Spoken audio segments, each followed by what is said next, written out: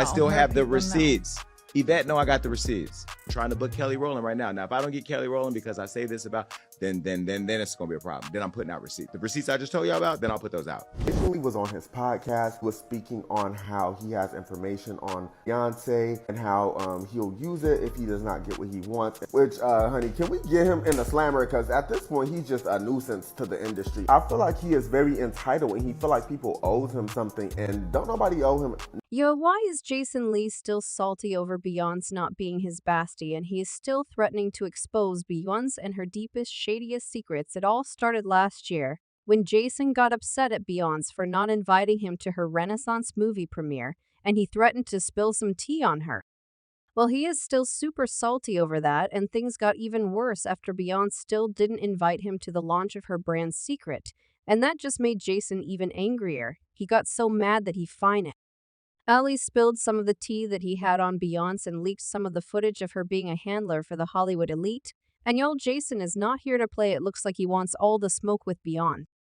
So Jason Lee threatened Beyonce or Beyonce's team and her PR person.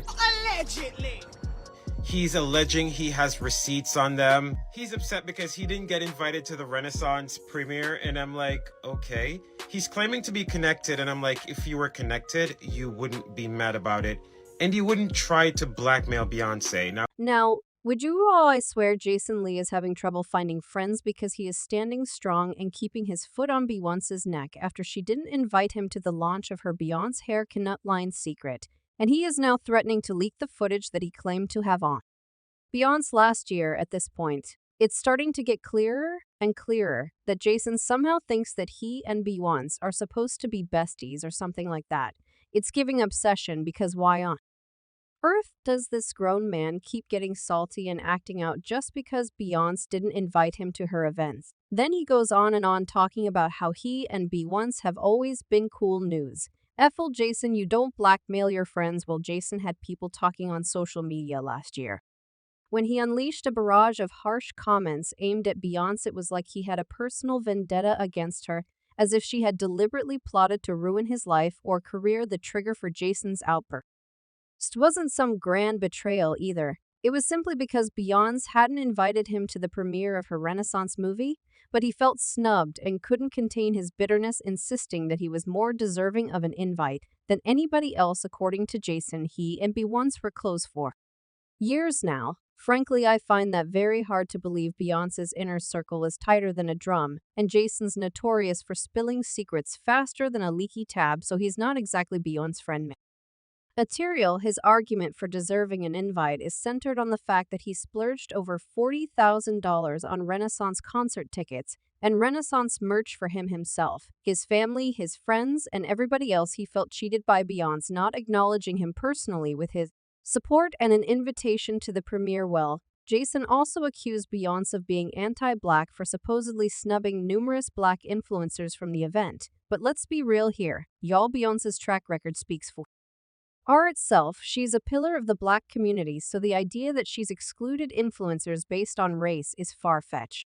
I think optically, when you don't include other black leaders in the culture in the fold, I mean, not just take me out of it. The Breakfast Club, I mean, you should have honored and brought more black. And I spent thousands of over $40,000 in tickets and shared the experience with friends.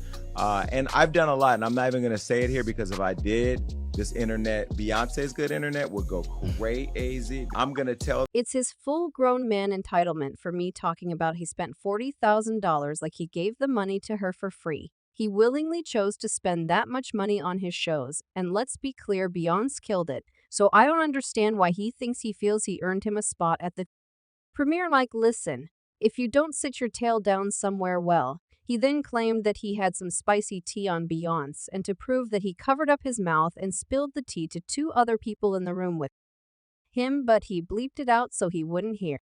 I'm going to tell them while Johnny puts a beep over this part of the show, so you'll never know what it is, but I want you to see their reactions, and I'm going to do it right now.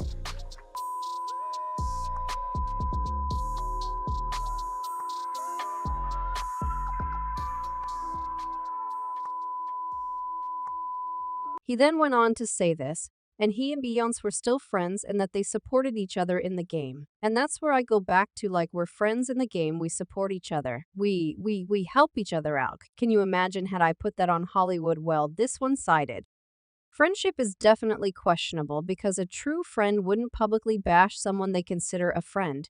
Plus, it seems like he's the only one claiming to be friends because Beyonce's never even talked cared about him, and the only time they cross path is at industry event where he probably sneaks in on press lists or something like that. I remember that cringeworthy video that made rounds a while back. Yeah, you know, the one where he tried to walk up to Beyonce at an event and she practically swerved and ran into the opposite direction.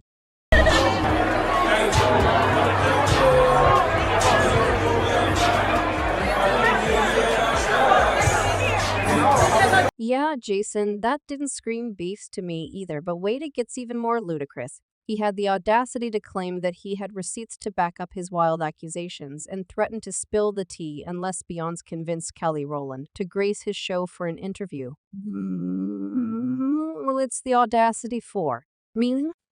I got the receipts.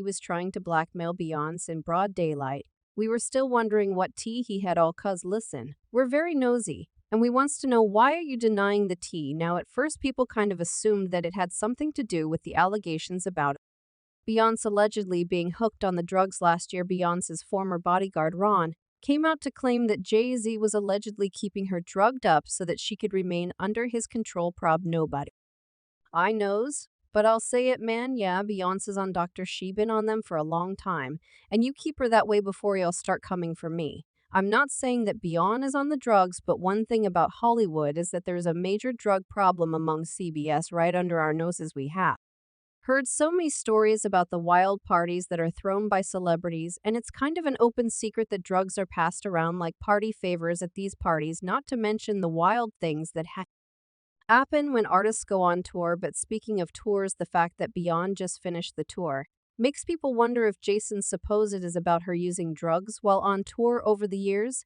there have been concerns about Beyonce looking drugged or high at events like this basketball game that she attended with Jay-Z. People just couldn't stop talking about how she looked spaced out now. Jaguar Wright also backed up the bodyguard's claims about how Beyonce was allegedly being drugged by Jay-Z. He's a monster, and I know he's a monster. He is. I wait a long time to see if he would grow a conscience, and the more he pumps down his wife's throat to keep her. She didn't compare Beyonce's situation to that of Britney Spears asking fans to start a free Beyonce campaign because she feels she's a prisoner in her marriage and she's trapped.